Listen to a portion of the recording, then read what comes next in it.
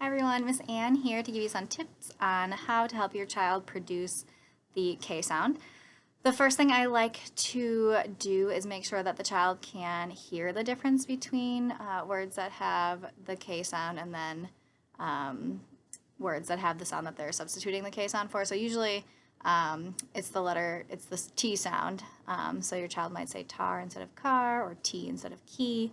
And I'll try to see if they can at first hear the difference between the two sounds in isolation and then see if they can do it in full words. So you might have two pieces of paper, one in blue, one in red, and one has the letter K on it, one has the letter T on it, and just produce the two different sounds. And today I just have a sheet of printer paper and I wrote T on one side in blue and K on one side in red. And I would first teach them, okay, this is a letter T. It makes the T sound. It's right in the front behind my teeth. T, t, t. And then here's the K sound. It sounds like this. K, k, and that happens in the back. So I would try to do those sounds and see if they could point as I make the two different sounds to see if they can hear the difference. And then you can do words. So ask your child if I say the word key, did that start with the K sound or the T sound? Have them point to whichever one and mix it up and see if they can tell the difference. You can also search online for pictures of those words. They are called minimal pairs. That means they're words that have just one speech sound difference.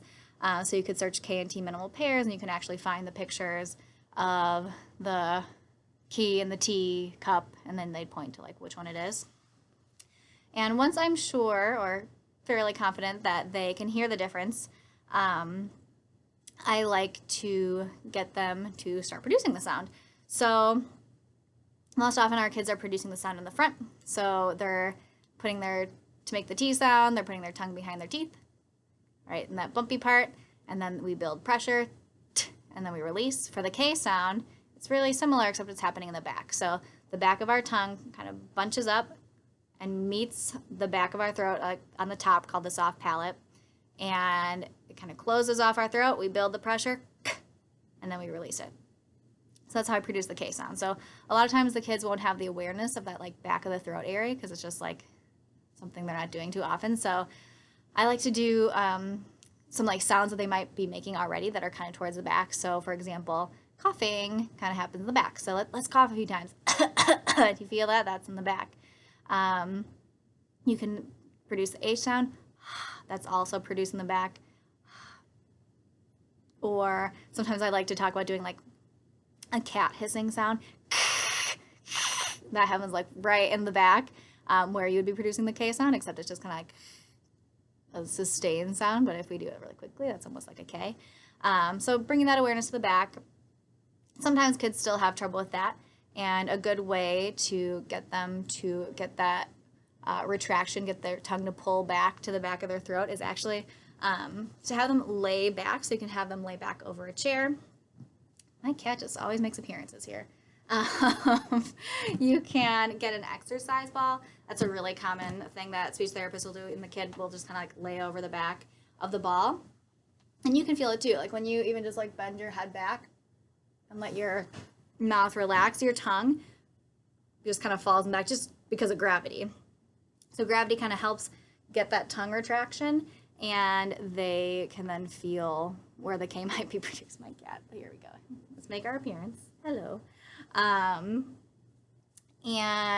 so that's to get the feeling of the K sound. So if let's say that they can finally do, sometimes it might be a harsher sound, like it might be like a little bit rough sounding, but we built that kind of awareness in the back. Next, we want the kid to be doing it in syllables, like simple syllables like ka, ke, ki, ko, ku, or in single words. Some people skip the syllables and go right to words. But kids will often have trouble with that, and so they might go t or tat. So one of my favorite tricks for working on the K sound is actually to add an H in there, because we talked about earlier how the H sound is produced in the back. So you might have your child say the word he, like as in a man, and then add the K to the front, but make sure you're saying he. So he, and make it long and smooth. And that kind of helps them get that connection of the K and the rest of the word without having that T in there. And that's my like absolute favorite ones to use. You can also help your child get that tongue back and that tongue tip down, so that tongue likes to stick up there. You can use a popsicle stick or a tongue depressor or a lollipop, which can be very motivating. And you hold, either have them do it or you can help them hold the tip of their tongue down with that tongue depressor or the lollipop when they're producing the sound. So cat, so they aren't able to get that T in there. Those are a few of my favorite tricks. There are a lot more.